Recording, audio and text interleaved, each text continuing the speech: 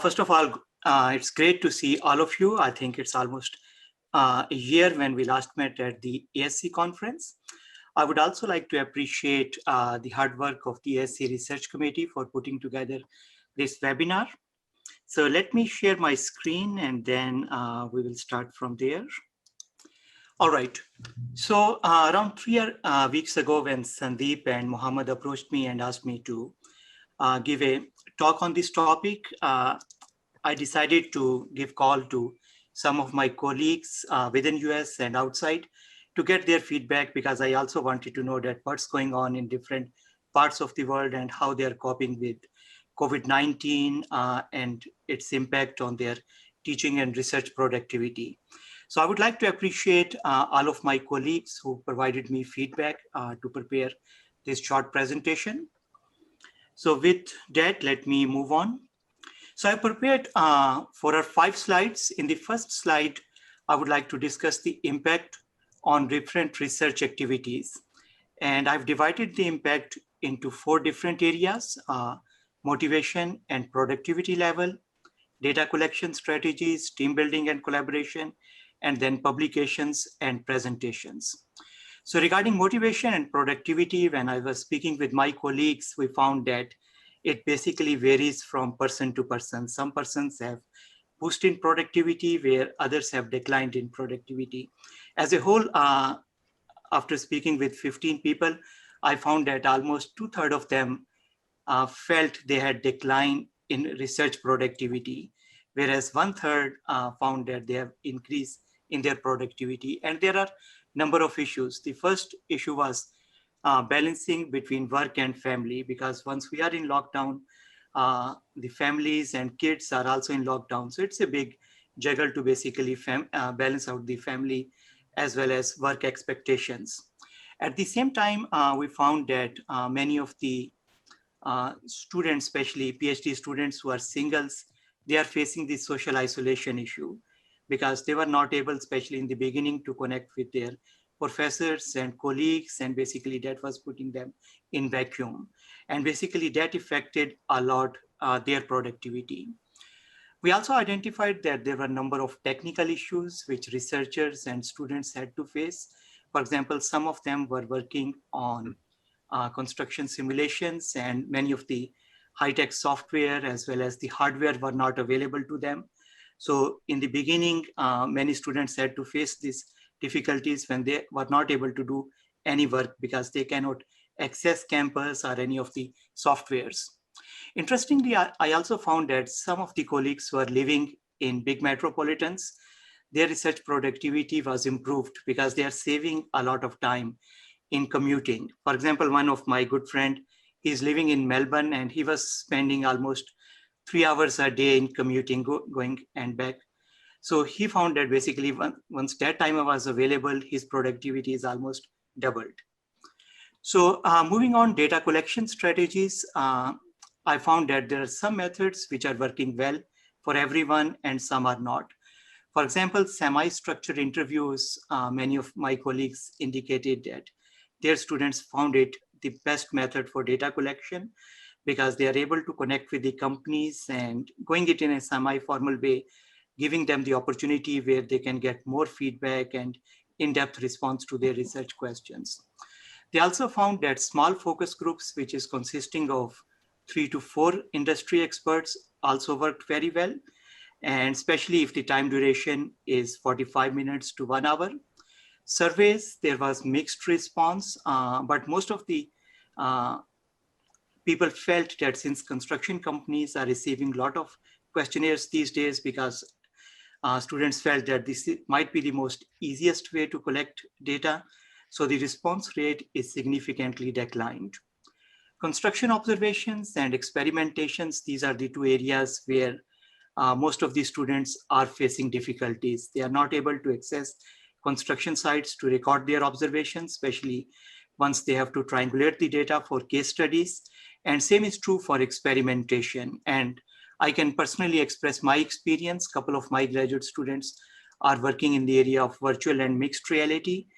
And due to COVID restrictions and also enhanced IRB protocols, we were not able to test these equipment in person because it creates potential risk, and we have to go through the enhanced IRB approval process.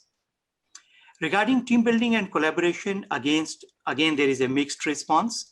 But many people found that these days it's more easy to build the teams, especially the interdisciplinary teams, because it's more easy to access the people who are outside your department remotely, rather than contacting them in person and talking with them to form the teams.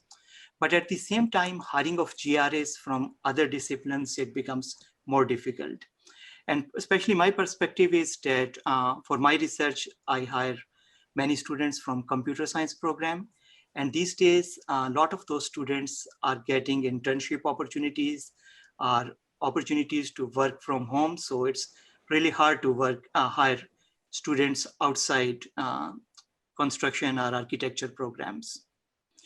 Regarding publications and presentations, I think that's one of the areas most of us are struggling, because the number of construction conferences are declined.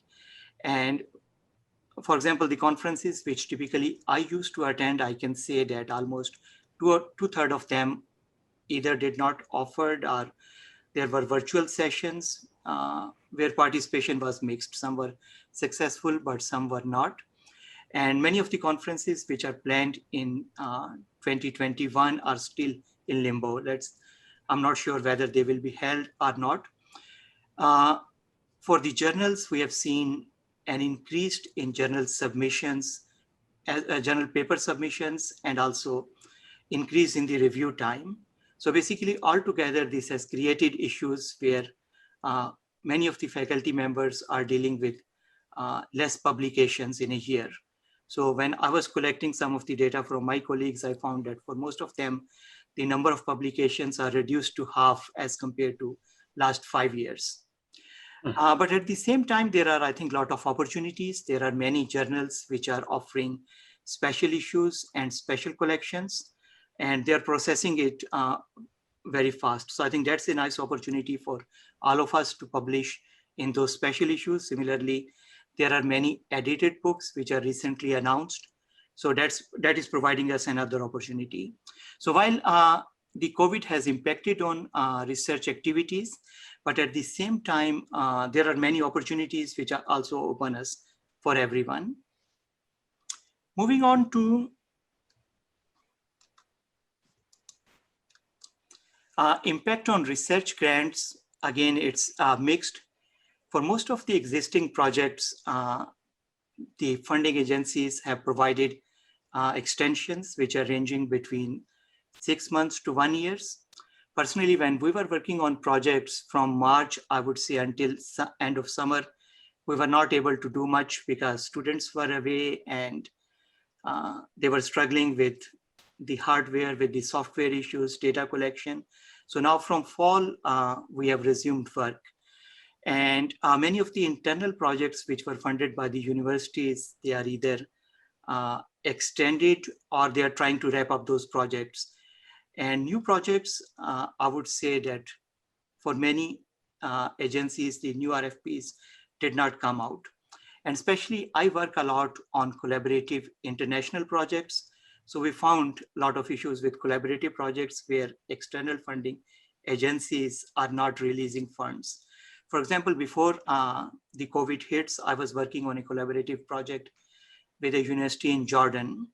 And we started work on it. And then after COVID, the project is suspended until further notice. So that's an issue. And when I talk with colleagues at different universities, they are facing the same issue.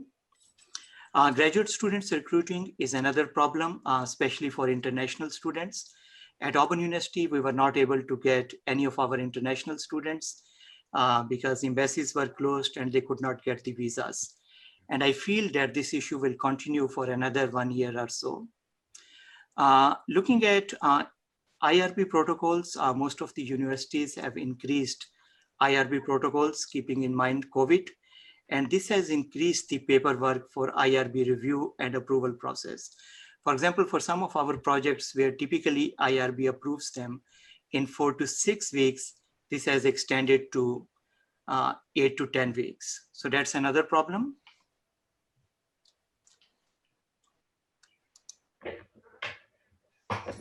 Regarding new tools, there are a few things which I found. First of all of us know that there are a lot of digital communication tools and everyone is using them, Zoom, WebEx, Google Meets, our Teams, and they are working great. Especially within Zoom, I found that besides using it for video conferencing, it has a lot of other tools which you can use it. For example, in many of my classes and research meetings, we are using whiteboard and annotation tools where people can collaborate on the same screen and they can write down their ideas, and that way we can be more productive.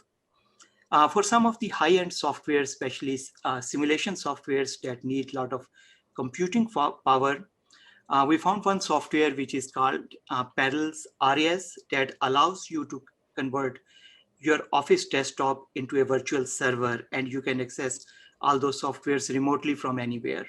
So I found that this system is great, and especially if you're computing high-end simulations, it's working very well. For some of the areas, we are trying with VR solutions. For example, I teach courses in structures where labs are not possible. So we are working on VR solutions to develop some simple experiments. For example, in concrete, performing slump test is one of the very basic activity. And we are developing a VR-based solution where students can virtually perform the slump test by using different water to cement ratios, and that way they can learn. So we found that Google Cardboard 360 videos, they are very useful, very low cost tool for having a VR experience. And besides that, there are some other softwares like ZSpace, that's a proprietary software, but it allows you to create a VR experience very easily. You don't have to learn any programming. Very quickly, these are some of the new or emerging topics. Productivity issues is one of the big areas where a lot of new research projects are directed.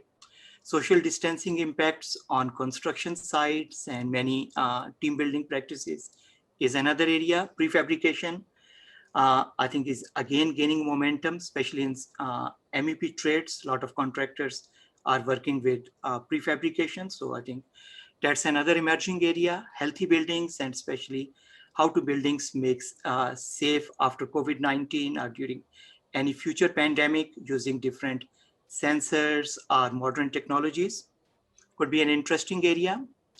Virtual team building, trust, legal issues, that's another important area.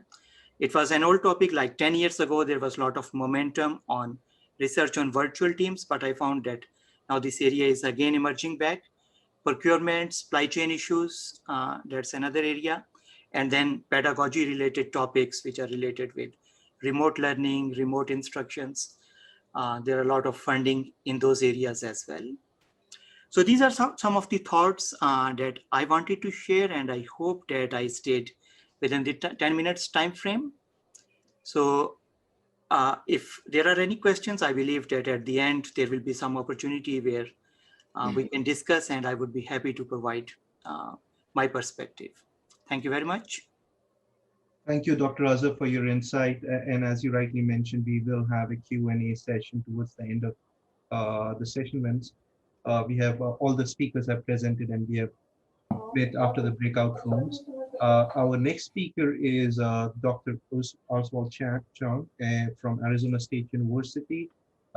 Thank you for being over here, and we appreciate you being present with us. Thank you, Dr. Chang. And I think you can share your screen with us. If you... Hey, thank you so much. Appreciate the invitation and the chance to present. So how do I share my screen? Just a minute. So I just spoke with a few colleagues. So let me introduce a little bit about my kind of research. So I do more international collaboration. My main collaborators are from South Korea, Finland, Germany, China, Pakistan, and Egypt. So the thing is, this COVID-19 has actually impacted the ability for them to travel. And the visa issue mainly from Egypt, China, and also I cannot travel there. So this kind of issue have impacted all the research. But maybe I would just talk a little bit about the kind of project. So mainly I do energy-based research, and also my colleague internationally, they do energy-based research, and even at ASU, there's a lot of colleagues that I collaborate with, and the issue that this kind of research is we install energy equipment on different buildings. They are all significantly impacted by because we cannot go to the building and install all the equipment because of the all the rules that are imposed on us. So we cannot collect any data. So and then we cannot meet the energy uh, supplier, which is the utility company. So, but for the international collaboration, we have been we have to start, and we use Zoom just like this, but it's very hard to share idea and then talk personally, especially when it's international timing. But on programming based research, meaning that getting the data and cracking the code and writing the code, those are even at ASU itself, my collaborators from other department, the computer science department, we don't have much of an issue, except the difference is I'm staying at home. This is my house, and then and also at other areas. So it's not that bad. But internationally, we use tools that later I'm going to share the kind of tools we use, and we basically use Slack. Okay, I'm sure you guys heard of Slack. So we have a choice between Team and Slack. So, but ASU has a full subscription of Slack. I don't really like Team, just a personal choice. So most of my things are done through there. And the presentation and sharing ideas kind of also affected because I mean, I can't show the tools how we operate, and my PhD student can do it. Like we meet at some places other than the campus because sometimes the university actually locked down. So sometimes my student, I'm not sure if you guys have the same experience, but we have to submit a health check before we are allowed onto campuses. And sometimes my student didn't do the health check and things are gone. So, and then we have to cancel the meeting several times. So then we have to meet online. So then I need a huge issue with research validation. We tested out the old data before the COVID-19 happened. We collected a lot of data, but when we want to submit the paper for validation to confirm that the research results are pretty solid, we cannot because then we have to refocus on just using the set of data and then publishing it without any validation at all. So I basically we refocus between me and my collaborators. That's how we share. But I don't have a chance to talk to my other colleagues at ASU. I don't get to see them except during faculty meeting. And so, what are the tools that I use to overcome? So we use Google Document Share and Microsoft OneDrive. So we share all these documents, and we use Adobe Acrobat, and we also use other programming software, but we just share the code. So we use Slack to basically paste and share documents, and not just Microsoft Word, but also the codes, and then we copy and paste ourselves, and OneDrive itself, we are able to post the code. I'm sure you guys do the same thing, and then we use Zoom a lot. Other than that, we also do document. My student, not us. I don't do the work myself, but my PhD student, basically they look at the screen and work on the screen themselves and collaborate mainly on other than Slack, which is more helpful on programming. I'm sure you guys know than Team, and also other tools and they do meet illegally without social distancing in the lab, but I'm not supposed to say so. But that's what I'm gonna share. If you have questions, feel free to ask. Thanks. Thank you, Dr. Oswald. So our next presenter is Dr. Korkmaz. Okay, good afternoon. So you can hear me well, right? And seeing my screen, I assume. Perfect. So this is Kasim Korkmaz. I'm with Eastern Michigan University. And I would like to share my experience with you during the COVID period by starting first talking about my projects and what I experienced. Instead of just talking in general, I just wanted to give some cases what we are doing in Eastern and how we just deal with the pandemic. None of us were experienced with that before, so this was just a learning by doing case for most of us. And so I have been working with Eastern Michigan University since 2014, and previously I was working with Michigan State.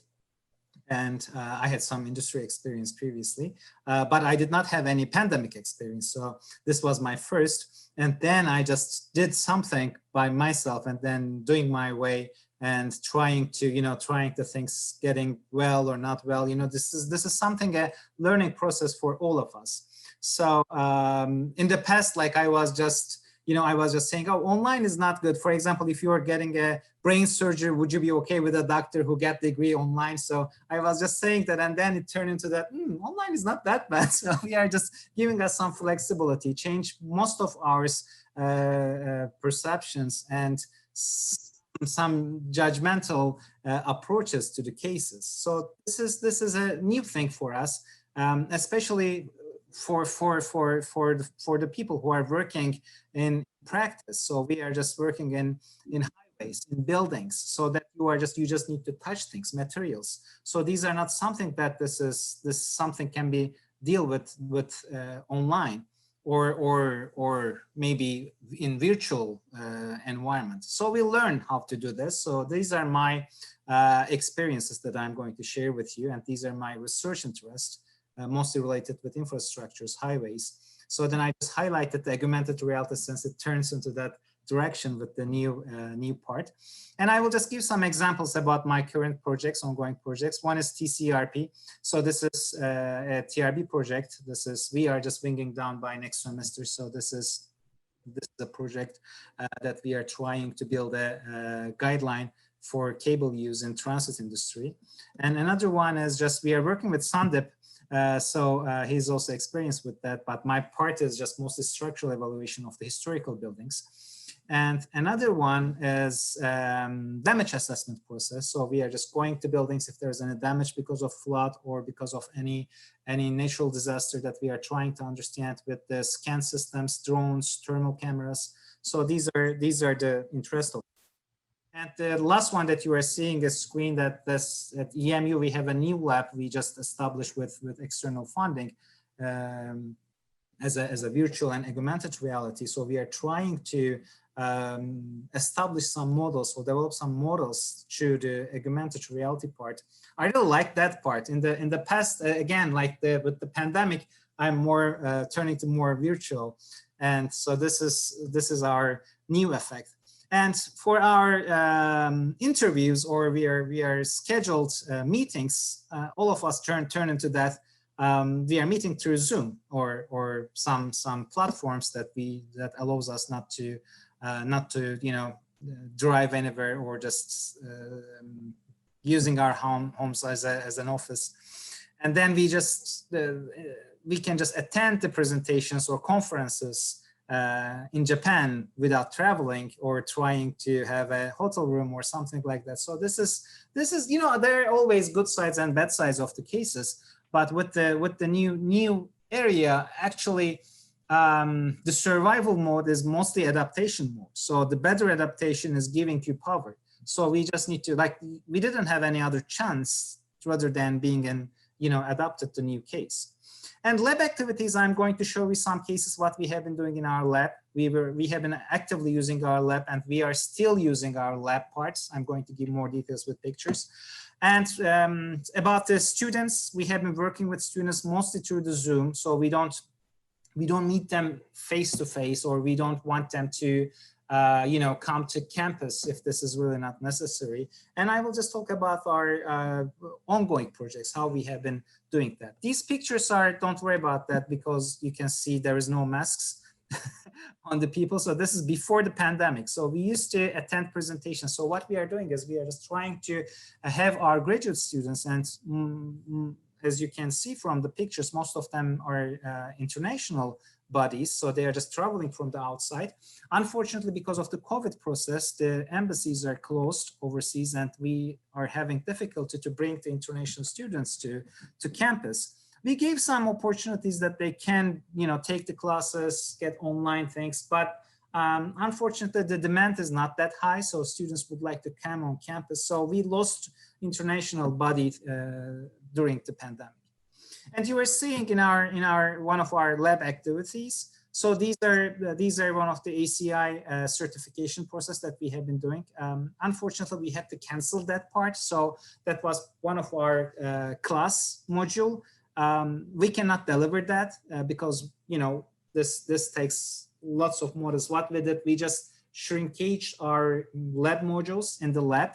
So what we are just doing is we are just bringing the students in the small groups, and they are just, instead of 10 modules, for example, we just divide into 5, but we are just doing 2 times. So basically we just try to zip the modules and try to avoid excessive meetings. So this is one of our tradition from our program. So we have been attending the ASC competition. Unfortunately, we were not able to do that this year, but we attended online. So the conference was online. So we just were able to attend the competition online, but not face-to-face. We weren't able to get in personal. And effective points when we are talking about what are the most important things that for us is the uncertainty. So I would say the uncertainty was the most important part, that we didn't know what we are doing. Like in March, we were just expecting, oh, May we will be okay. Oh, June, July, August. So we just, we just came to November and we still don't know what we are going. The numbers are increasing, so we don't know what we are going to do. So global uncertainty is the most important thing. Safety, health. So we have been always talking about that, but it turned into it is more important. And there is some shortage in the material, the production. So these are just important for us. And the travel bans, and different states have different rules. So this gives us the difficulty. And what with it? What are countermeasures? As all of you know, we just turn into mostly online rather than just face-to-face meetings. So we just turned into online, and we zipped most of things. We just combine those things. And we adapted different tools. I'm going to talk about that. And that opens us new topics. For example, in China, they just built a hospital, as you remember, in 10 days. So that opened this custom projects processes. So worldwide examples became an example for our cases. So world turned into a small lab for us instead of, like, for example, even this meeting, right? So if there was no COVID, we wouldn't be able to meet through Zoom. So we didn't do that. So that just changed our perception. So in that way, learning examples would be easily adapted from different parts of the world. And we increased our service projects. So what we did, for example, as a part of our classes, we took our students to outside of the campus. So that way, instead of just putting them in the lab, we can just work in the outside. So that will be another nice example that we did. And we just used our city. So Detroit was a good example for us. So we just developed some projects for Detroit, and we just sent our students, graduate students, even undergrad students, that they can collect some data and work there together. So another topic, and you remember this is Willow Run. Most of you are aware about that.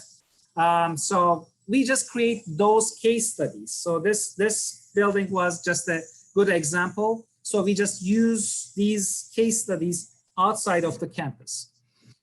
And what is our expectation?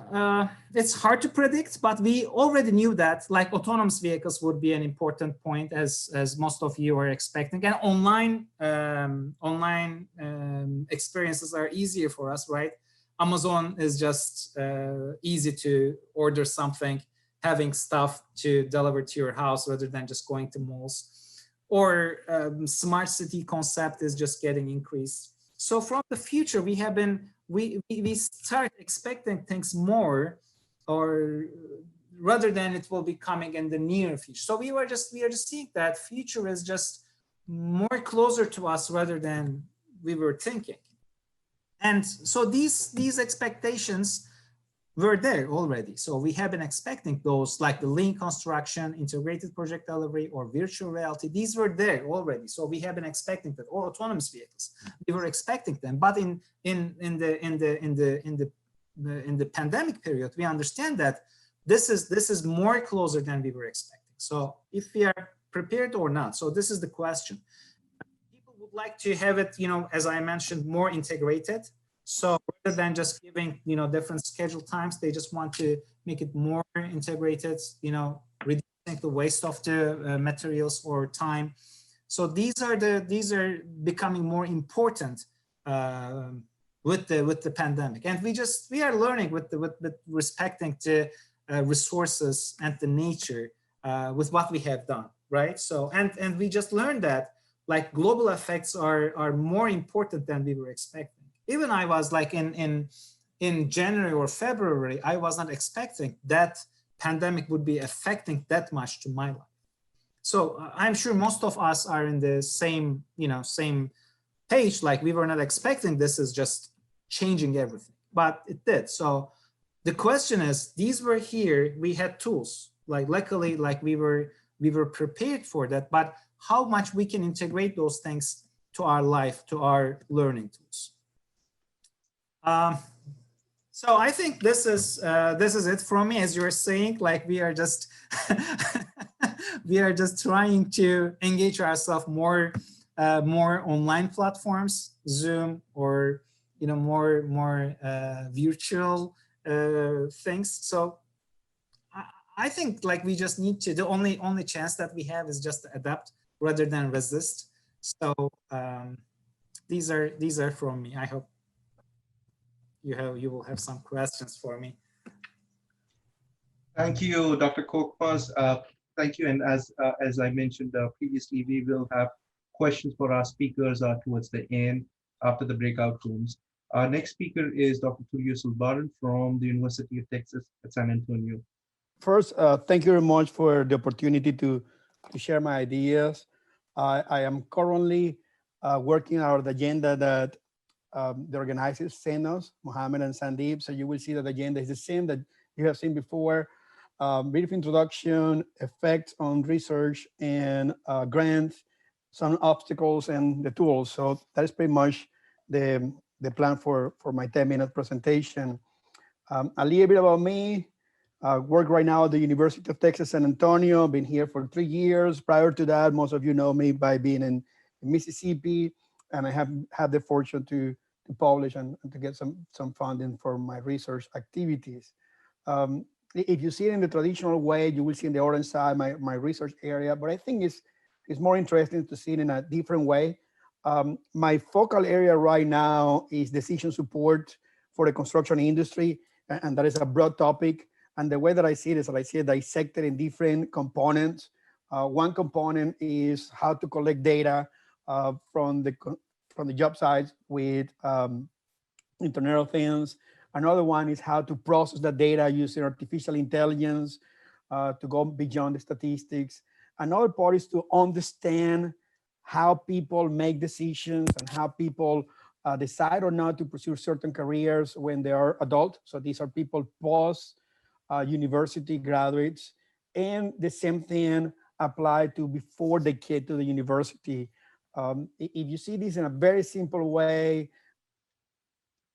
anybody that would like to collaborate, each one of these support this main topic, and the bottom portion are more related to education and psychometrics, so basically the measure and testings of things, while the top portion is more related to technology, and the technology in two sides.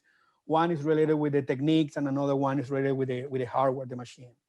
So answering the question that was posted to me as it relates to the impact of COVID-19, I think overall, I will say that it was negative. So if you see the balance, there were good things, or there are still good things, and there are some things that are bad. Overall, I think they're negative, and there are both direct and indirect effects. And I think if you are a junior faculty, I think you should be very upfront in your university to see how the university is considering this special situation as you're going through the tenure and promotion.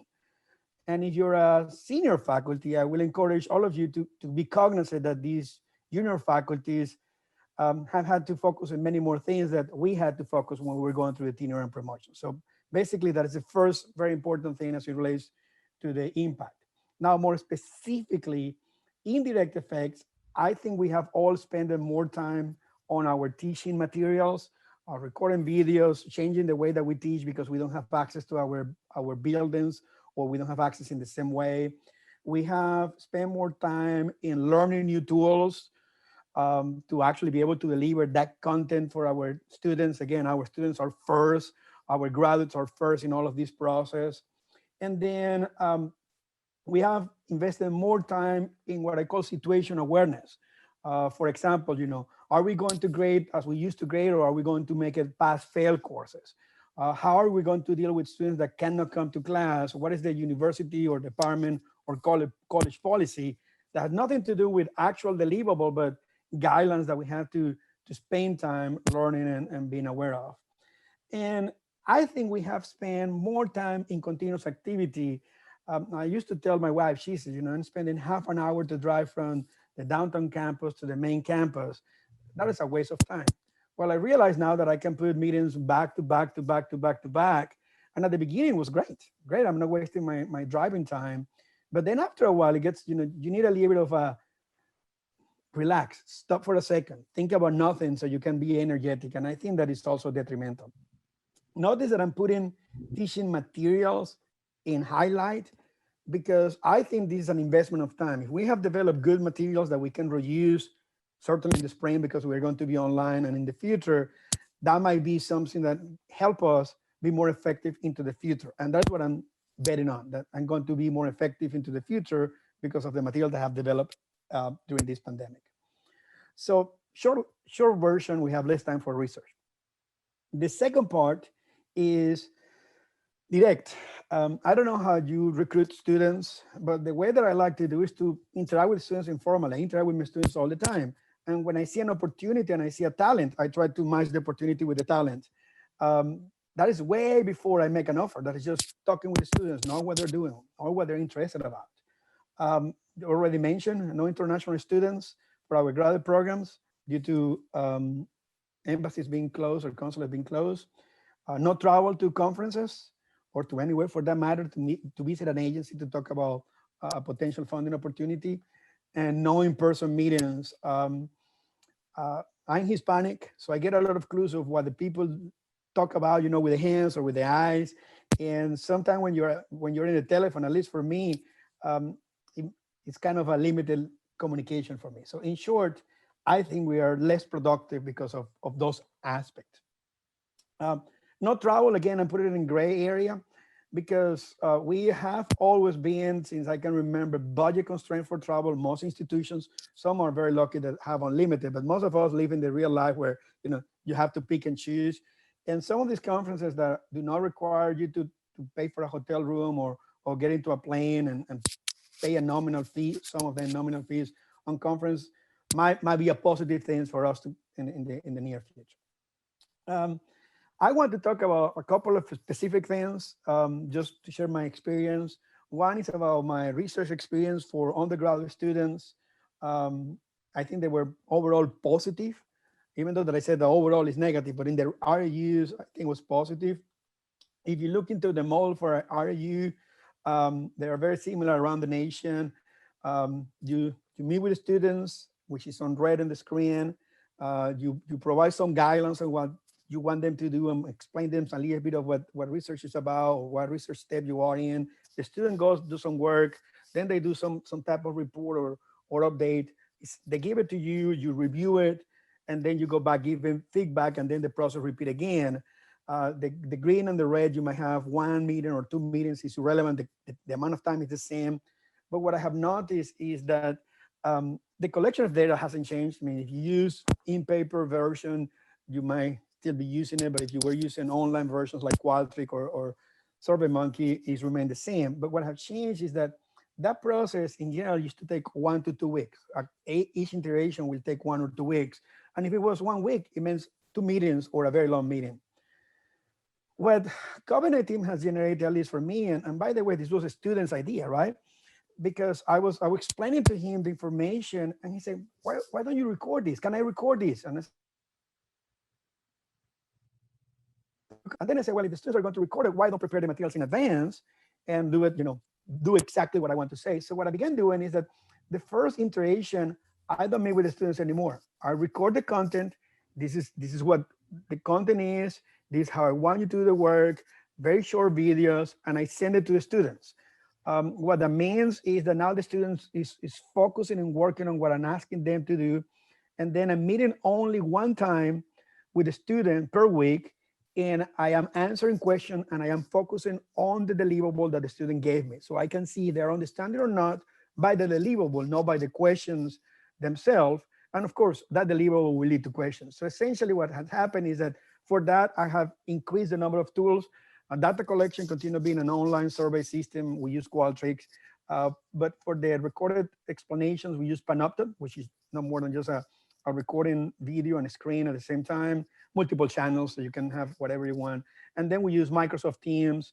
Other people use other tools for the live sessions. So what this is that I created a complete cycle of 1 week, which if you see it, I actually reduced the time. Importantly, when it comes to undergraduate students that only have experience that is 10 weeks long, that makes a big difference. So overall, I think I'm providing better explanations with less overall time, because what I'm doing is I'm recording one explanation and then send it to all my undergraduate students. Then I'm getting more consistent results, because when the students send a report that is not what I'm expecting, I send it back and say, watch the video again, step, and I tell them the step that they're missing.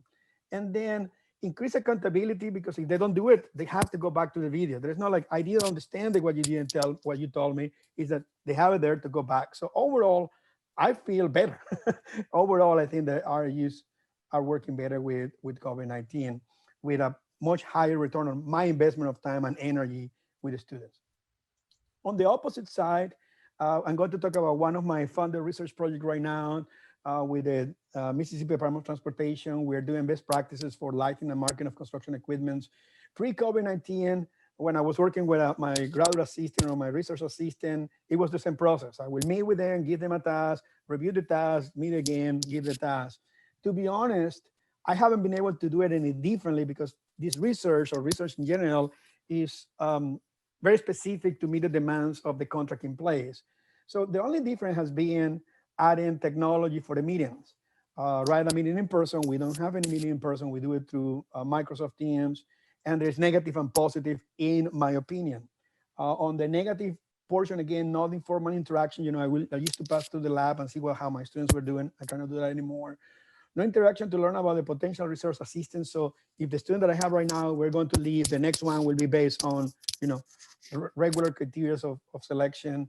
And I have to admit is there are slower progress that originate delays on the project. Now, the same thing, no travel in person. Now, from the positive side, and I think it's important for us to be mindful about our students. Our students have sometimes similar responsibilities that we have: kids, wives, spouses, husbands. And this allows for a more flexible schedule for the students. They can work at any time. We can meet at times that we normally will not meet during regular business hours. And there is less travel and less idle time, as I explained before. So overall, I think what we have seen, at least from our side, is the same thing that you have seen in other places. Requests for proposals were canceled or delayed.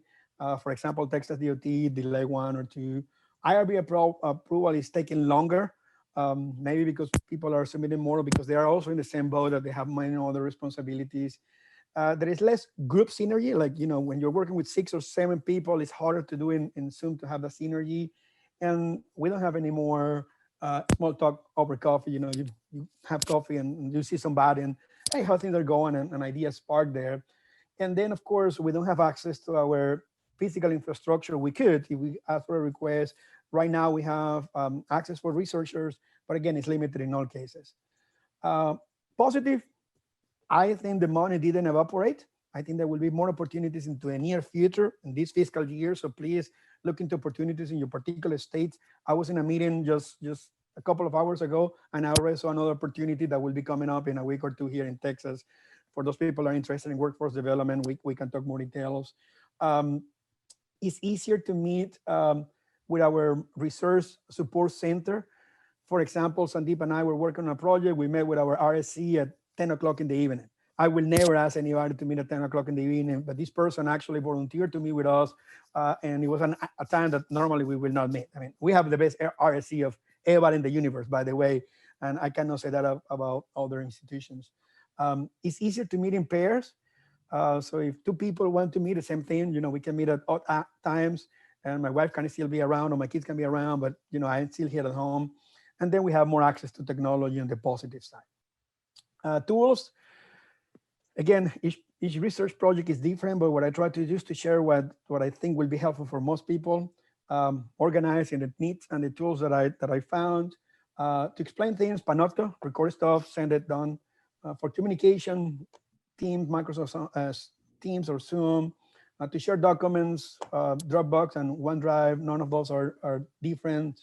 References, Zotero, data collection, Qualtrics, and data analysis, Jupyter Notebook, Python, and SPSS. So with that very quick overview, essentially in summary, I think there are missed opportunities due to having many things that require our attention. It's not only a matter of time, but if you have so many different balls coming at you, you only have two hands. You can only get two of them, or maybe one, maybe half of one in my case.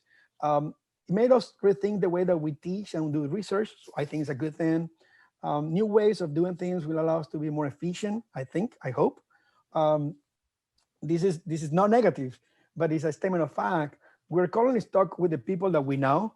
So if you think about how many new collaborations have you started in the last 6 months, it's probably a fraction of what you did previously. And this is particularly important for new faculties. I don't know how they're doing those collaborations, but I hope we support the new faculties tremendous in that area. We are learning new skills. We can record now in a heartbeat. We can get into a teleconference in a heartbeat, no problem.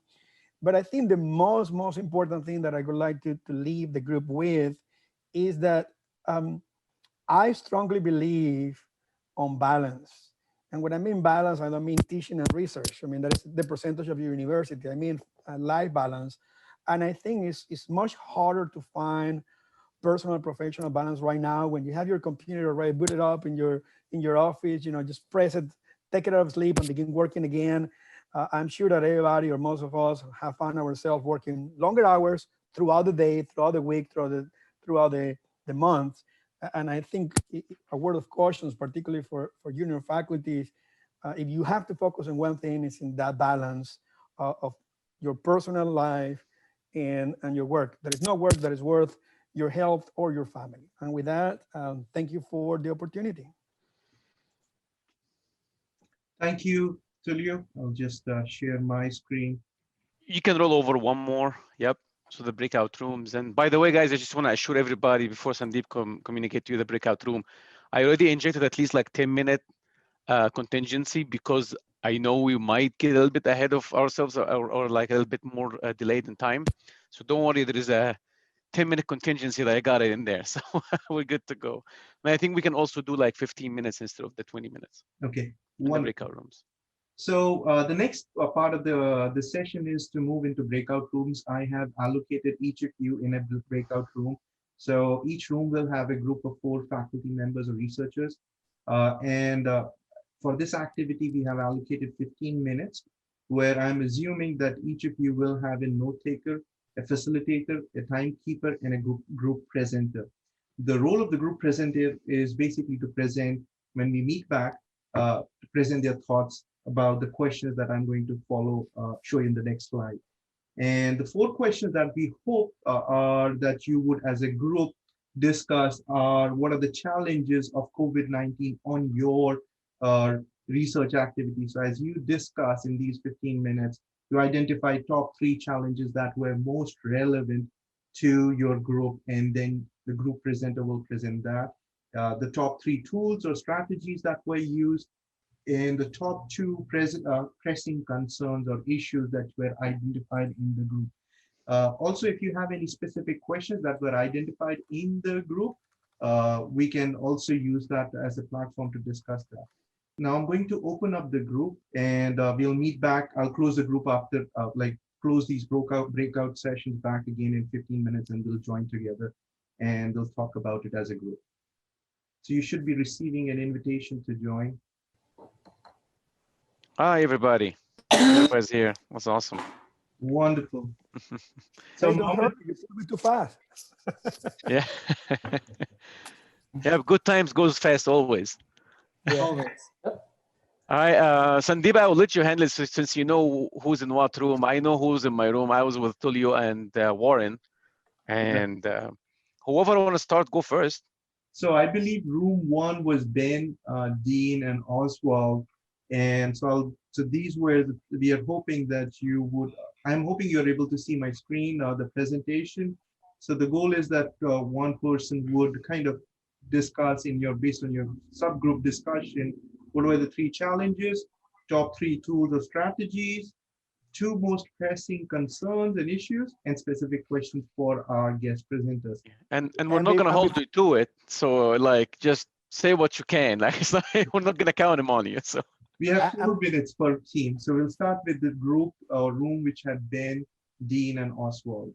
I'll jump in, Dean, jump in behind me and say whatever you had. But I think that a lot of our conversation focused on the communication aspect of what we talked about. It really wasn't until you guys said it, I realized that, 6 months ago, I wasn't using Teams at all in research endeavors. And now I can't do anything without it.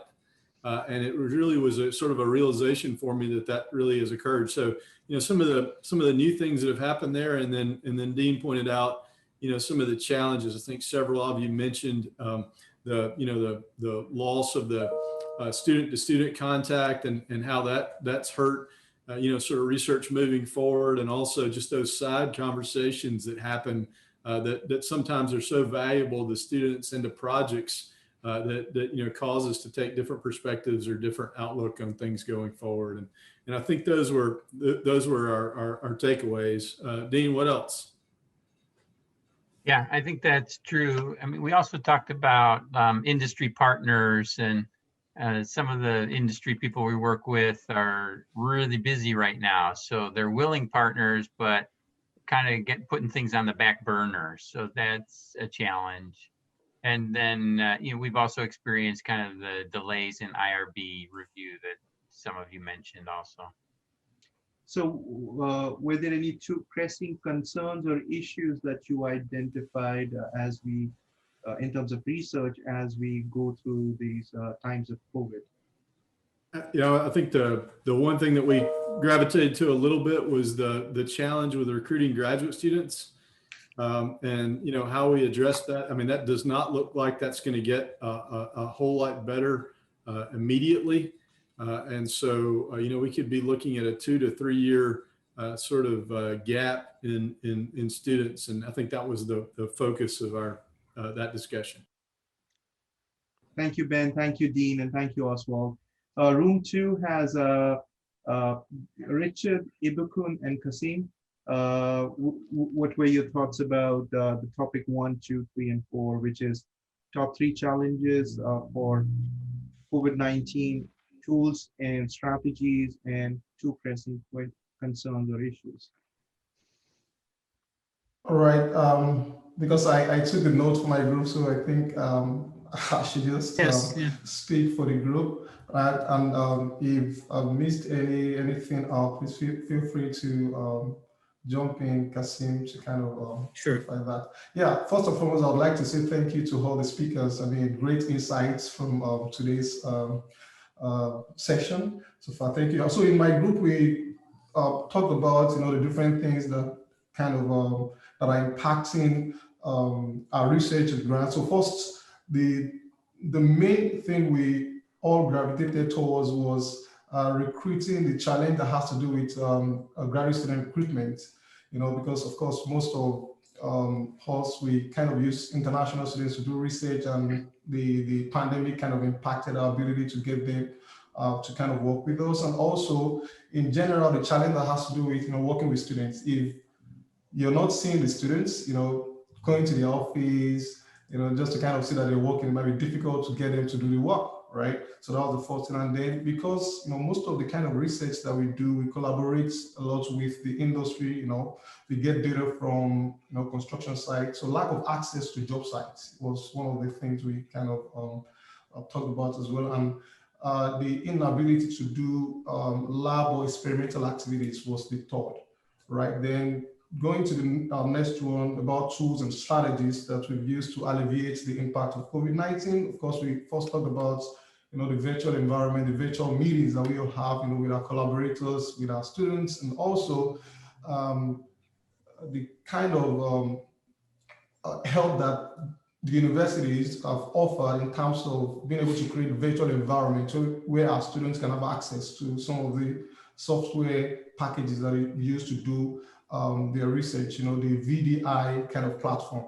that makes students have remote access to the software that they use. And also, we talked about the fact that for funded projects, that most researchers, most of us, we've kind of being reduced to extending or delaying, all right, the deliverable, all right, maybe postponing some part of the work, or in fact changing the problem or the methodology, right? And then we also talked about intentional postponements and the rest. And going to the third one about the pressing issues, right? The first one we talked about was the uncertainty about the pandemic itself. We don't know when it's going to end.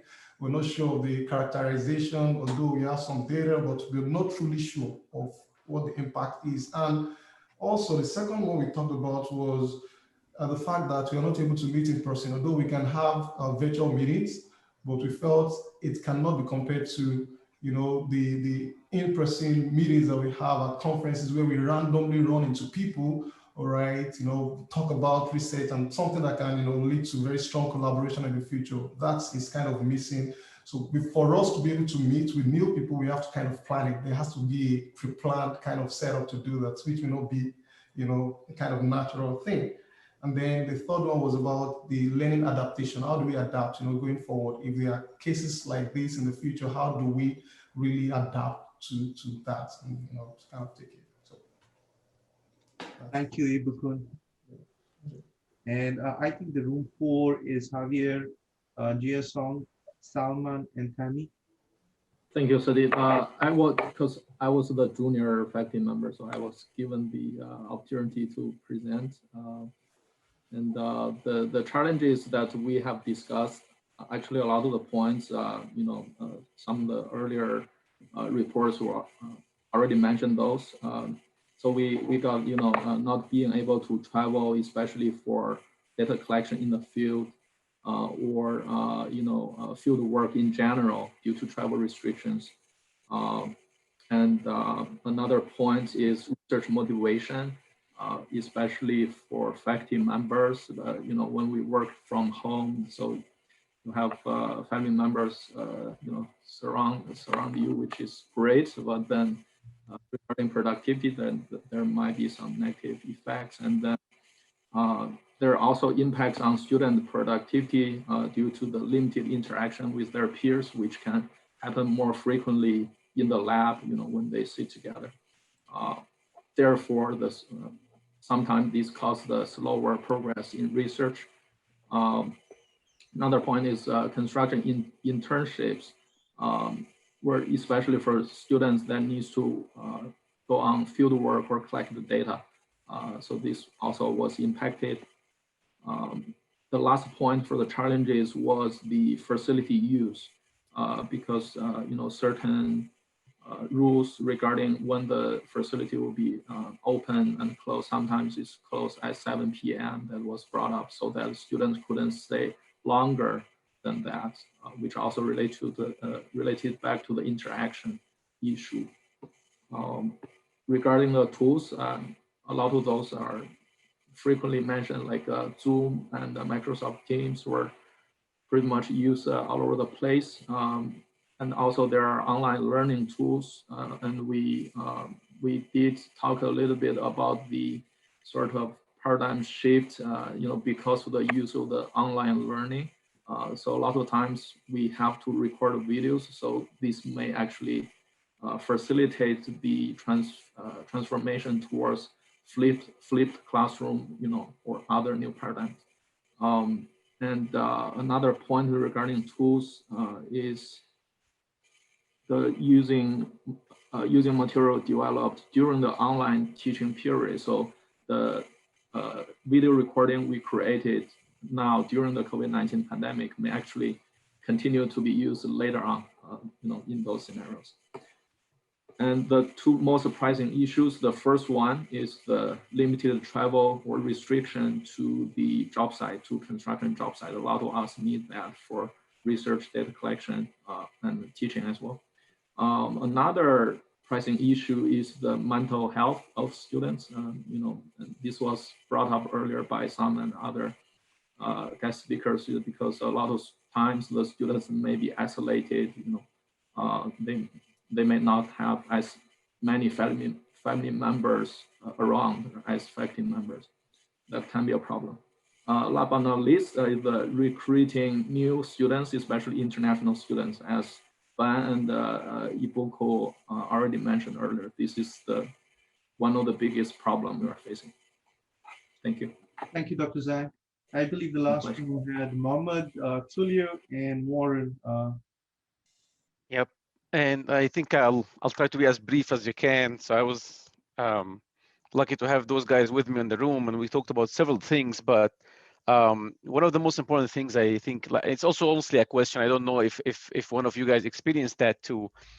If you're working with the industry also on a funded project with the industry, maybe even private funding with the industry, how was the response, and how were they responsive after the COVID?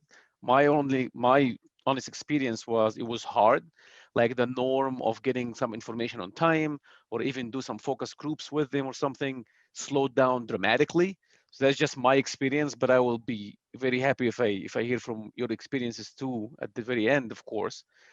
And one of the things also is expenditure issues. Like sometimes you'll have some money that you don't have to spend now because you can get out and spend it really, especially travel money in some of those grants, which is, it's a very weird dilemma to have.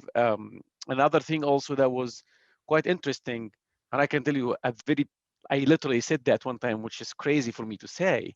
I was like, man, I'm kind of scared if we get this grant, how are we gonna work it? Like, because there was no grad student coming, and there was shortage of grad students. If we have that, which is great, of course, to land a grant, how are we gonna go work all those hours and get those deliverables out without those grad students being available to work those hours that we budgeted in the grant? So it was kind of just a little bit of a scary situation when you don't even know how to spend that money, or how you're gonna work out to a very specific deliverable because you don't have a grad students to share that workload or their hours. It's just one of the tools that I found very helpful, is that something that all of you guys already use.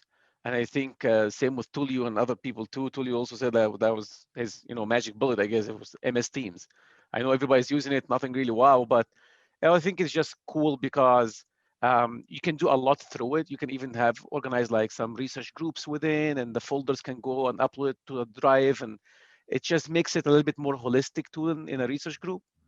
So that's really what we found.